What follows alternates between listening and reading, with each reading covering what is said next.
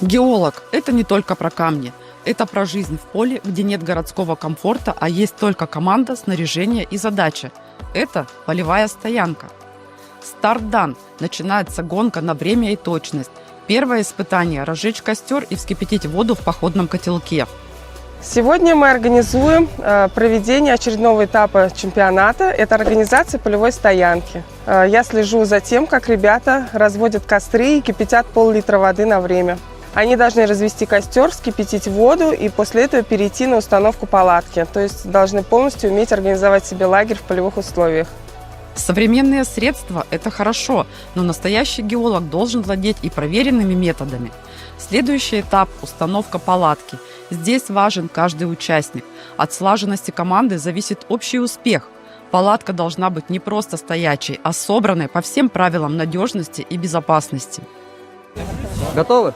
Да. Поехали. Ребята устанавливают палатку.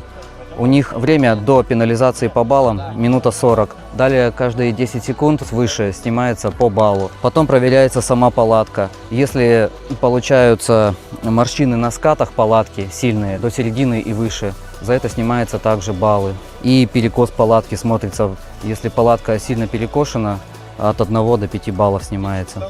В целом, ребята, большинство достаточно подготовленные, справляются как по времени, так и палатки у них получаются красивые. Минута 36, по времени штрафных баллов нету. Значит, из сильных команд по сбору палаток могу отличить Палестину, Китайскую Народную Республику, Египет. Ребята из Гвинеи очень качественно палатку собрали. Из наших российских команд отличаю команду из Санкт-Петербургского горного института и Московского государственного университета. И еще Воронежский институт. Оценивают все опытные полевики. Для них не бывает мелочей. Каждый узел, каждый угол – все имеет значение.